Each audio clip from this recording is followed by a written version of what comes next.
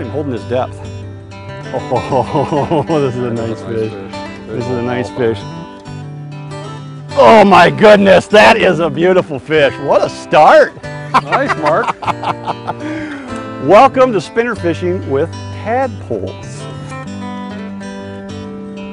This little guy in my hand here is called a tadpole. It's a new product from Offshore Tackle. And essentially what it is, it's a diving planer, but it's not directional. It doesn't go left or right, it just goes straight down in the water.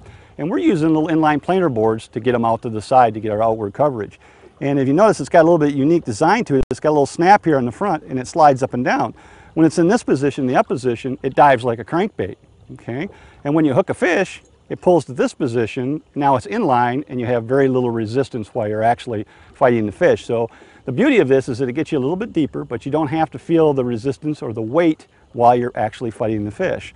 Now, what do you fish on the back of these things? Well, today we're spinner fishing, and so I just tied on the back here an open water spinner rig from Bait Rigs, and these are tied on braided line, and you notice they got treble hooks on them, a single hook in the front and a treble hook in the back.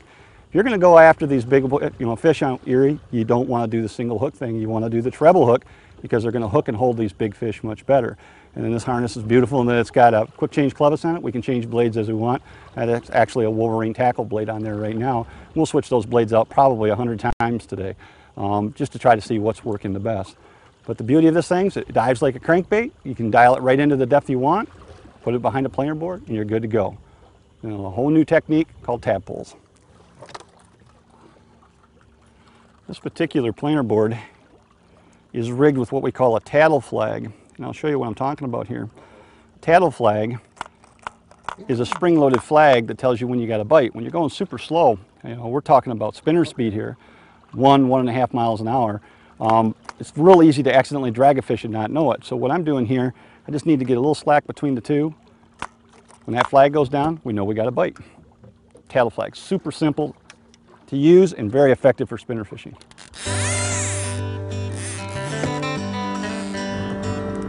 It's not even 7 o'clock in the morning. It's too early to be fishing. We're out on Lake Erie this morning, getting a very early start. And as you can see, we're trolling. Man, I'm having a hard time getting line on this puppy. What we're doing today, we're mixing a couple presentations. We've got a, oh man, he's just thumping back there.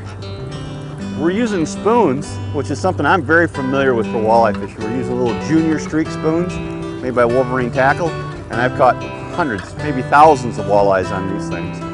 But we're using a different way today to get them down. That's going to be kind of tricky seeing how I get this thing netted by myself here, but I think we can handle it. Come to Papa. Come to Papa. Oh, come to Papa. Get in the net, baby. Get him held up here. Now that's a good start. Lake Erie walleye.